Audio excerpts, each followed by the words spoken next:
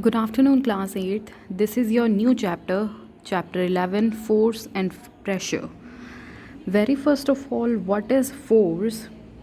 The push and pull on an object is known as force. So इस chapter में हम force और pressure के बारे में पढ़ने वाले हैं.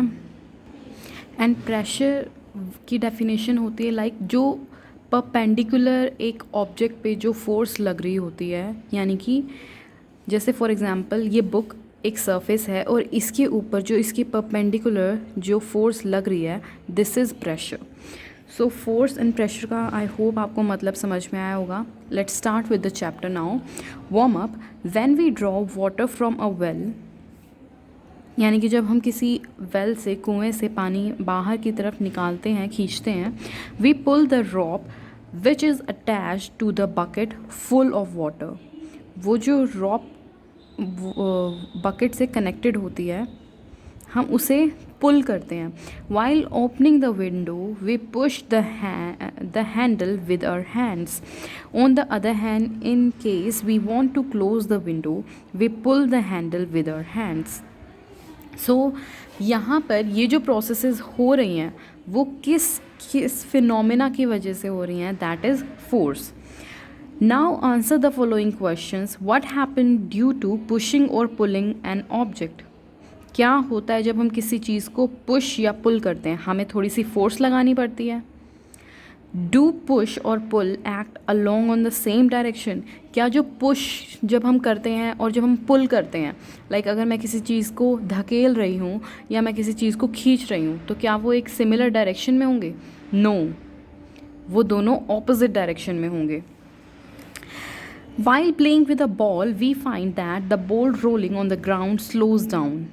जब हम किसी बॉल से खेल रहे होते हैं, सो जब हम बॉल को रोल करते हैं तो वो कुछ टाइम तक अपनी स्पीड से तेज़ जाती है, लेकिन आगे जाकर वो स्लो डाउन होने लग जाती है.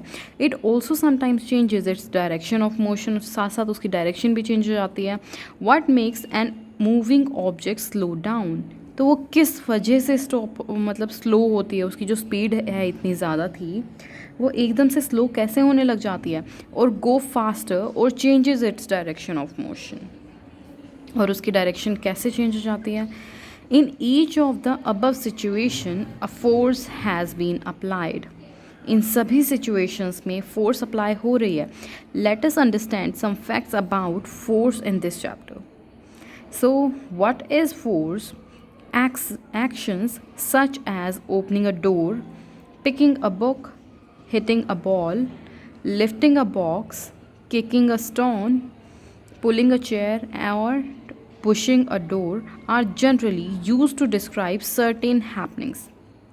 यानी कि ये जो सारे इवेंट्स हम करते हैं, ये जब हमें अंदर जाना होता है कहीं पर, तो हम डोर ओपन करते हैं उसको पुश करके या फिर उसको पुल करके. सो ये जो सिचुएशंस यहाँ पर ऐसी दिखाई हुई हैं, आपको एग्जांपल्स दिए हुए हैं, ये सारे के सारे हम यहाँ पर फोर्स अप्लाई कर रहे हैं, उनके एग्जांपल्स हैं. Each of these actions usually result in some kind of change in the motion of the body. They can be described as a push or a pull or both. In science a push or a pull on a body is commonly called a force. Thus, a force can be defined as a pull or a push which changes or tends to change the state of rest or uniform motion of a body or changes its direction and speed. So जब हम push या pull करते हैं किसी भी चीज़ को, तो जो ऑब्जेक्ट की अगर कोई चीज़ रेस्ट पर है तो वो मोशन में आ जाती है. So this changes in the state of rest or uniform motion of a body, this is known as force. जब हम कोई भी चीज़ को पुश या पुल करते हैं, तो जब उसकी जो स्टेट में चेंज आता है, फॉर एग्जांपल रेस्ट में है तो वो यूनिफॉर्म मोशन में हो जाती है या मोशन में हो जाती है. So this is known as force. The direction in which an object is pushed or pulled is called direction of force. और जिस डायरेक्शन में उसको खींचा जाता है या उस पर उसको पुश किया जाता है, that is direction of force. It must be remember that force is the cause and the changes in motion of the body are the effects of force.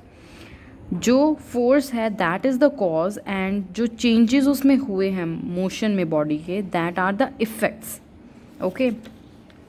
For example, अगर मेरे पास एक ब्लॉक रखा हुआ है, मैं उसको पुश कर रही हूँ, so force is the cause, यानी कि सिर्फ मैं वहाँ पर फोर्स अप्लाई कर रही हूँ, इसकी वजह से वो वहाँ से मूव हो रहा है.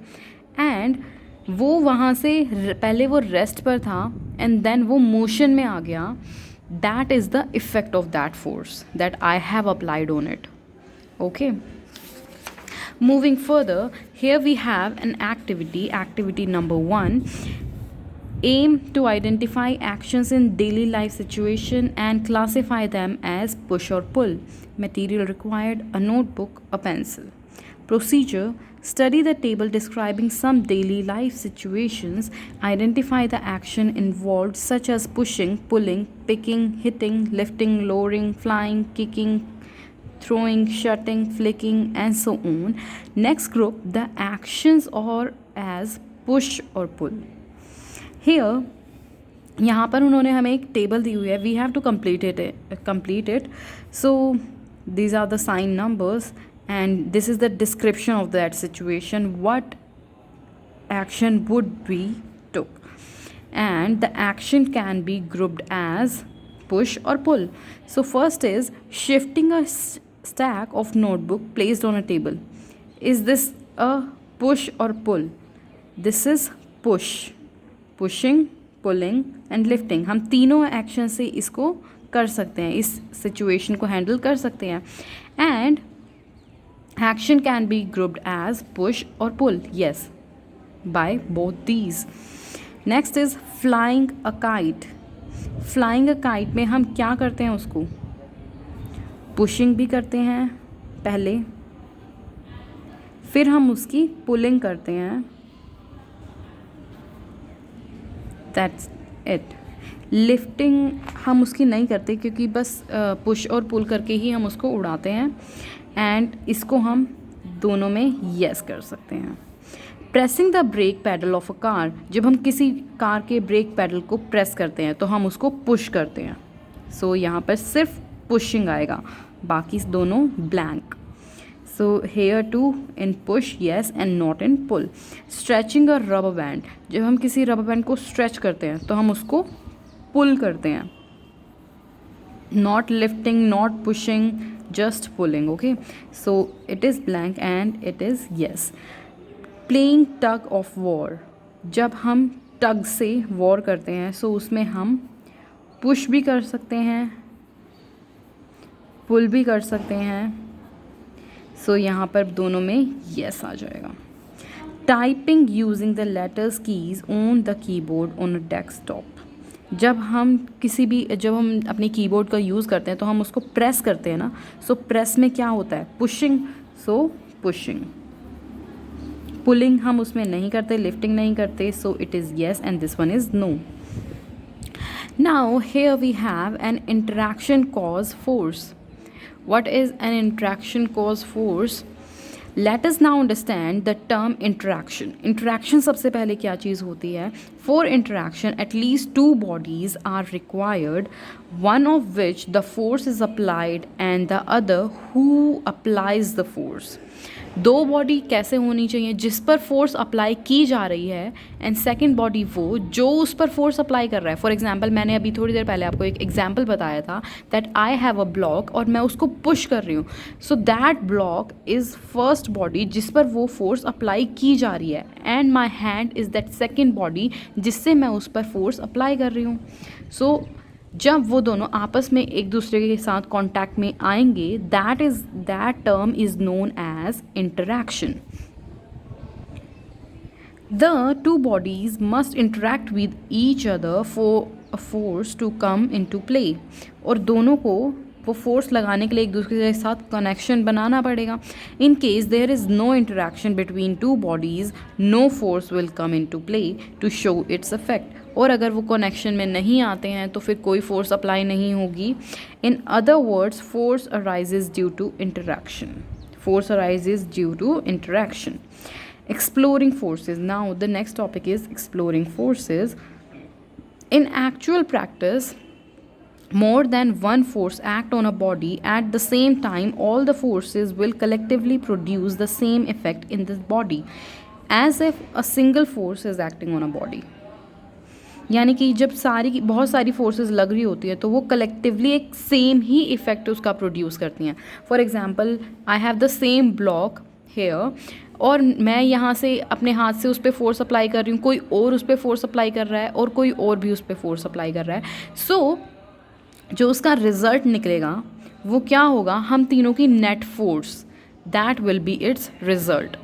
Okay, so this single force is refer to as the resultant force or the net force. The resultant force is the single force which produces the same effect on the body as it produces when all the forces are collectively acting on the body. So resultant force कब निकलती है, जब किसी एक ही body पर same effect की force लगाई जा रही हो और उसके रिज़ल्ट में वहाँ पर जो एक टाइप की फोर्स जो लगती है, यानी कि जो नेट फोर्स जो लगेगी, that is resultant force. When the resultant of all the forces acting on a body is zero, the forces are known as balanced force.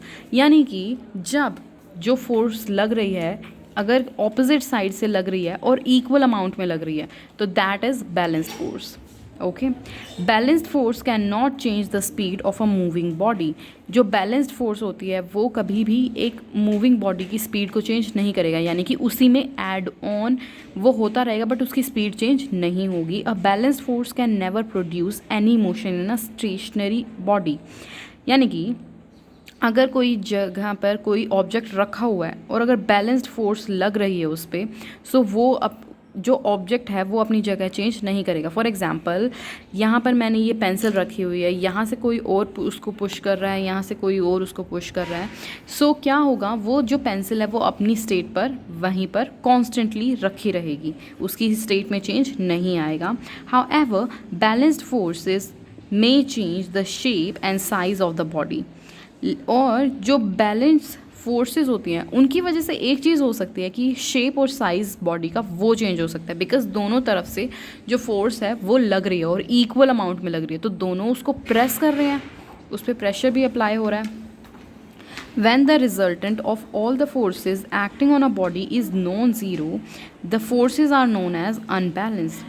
और अनबैलेंस फोर्सेस वो होती हैं जब एक तरफ से कोई इंसान ज़्यादा फोर्स लगा रहा हो और दूसरी साइड से कम फोर्स लग रही हो, तो रिज़ल्ट जो है वो ज़ीरो कभी नहीं आएगा. So that type of forces are known as unbalanced force. Let us understand resultant force by using an everyday situation. Suppose we push a table in particular direction. A friend observes this and decide to lend a helping hand by pushing the table along with us in the same direction. Okay. We find that it is easier to move the table as forces get added. यानी कि जब वहाँ पर जब दो जने force लगाएंगे फिर फोर्स उसमें ऐड ऑन हो जाएगी. Thus, when two forces applied on a body act in the same direction, then the total force acting on the body will be equal to the sum of the two forces and the direction will remain same. यानी कि अगर body A plus body B दोनों एक ही direction में force लगा रही हैं, सो उनकी जो टोटल फोर्स आएगी वो आएगी AB. Okay. However, when the two forces act at the same point from opposite direction, लेकिन अगर कोई आपस में यानी कि जो एक दूसरे के अगेंस्ट खड़े होकर फिर वो फोर्स लगाएं, तो जो नेट फोर्स होगी that will be equal to the difference of the forces and the direction will be along to the greater force. और जो उसकी डायरेक्शन होगी वो ग्रेटर फोर्स जहाँ पर होगी उसकी तरफ से होगी. यानी कि अगर जो ए इंसान है वो ज़्यादा फोर्स लगाएगा तो जो ऑब्जेक्ट है वो बी की साइड मूव करेगा, यानी कि जिस साइड से फोर्स आ रही है उसी साइड की तरफ मूव करता हुआ चला जाएगा. सो this is unbalanced force. This can be explained with the help of an example of a game of tug of war in which two teams pull a rope in opposite direction. तो उसमें क्या होता है, वो वहाँ पर जो रोप है उसको खींच रहे होते हैं काफ़ी सारे लोग, तो वो उसको पुश भी कर रहे होते हैं एंड पुल भी कर रहे होते हैं. So this is an example of N unbalanced force कि जिसकी फोर्स ज़्यादा होगी वो उस चीज़ को जीतेगा. The member of both team pull the rope in the direction the team that applies greater force wins the game. Right? Here we have a unit of force as well. A child can apply only a small force of an object, whereas an adult can apply large force on the same object. This means the magnitude of force is always the same. Magnitude force का हमेशा same रहता है. A force can be small और large. बस जो force होती है वो कम और ज़्यादा हो सकती है, उसका मैग्नीट्यूड हमेशा सेम रहता है. The strength of a force is expressed by its magnitude.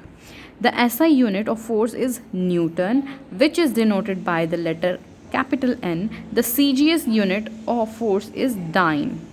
So 1 Newton is equals to 10 dyne. The other units of force are kilogram force kgf and gram force gf. The force required to vertically lift a body of mass 1 kilogram is known as kilogram force. The unit kilogram force is denoted by kgf. The force required to vertically lift a body mass of 1 gram only, then that is known as gram force. The unit gram force is denoted by gf. So 1 kilogram force is equals to 1000 gram force.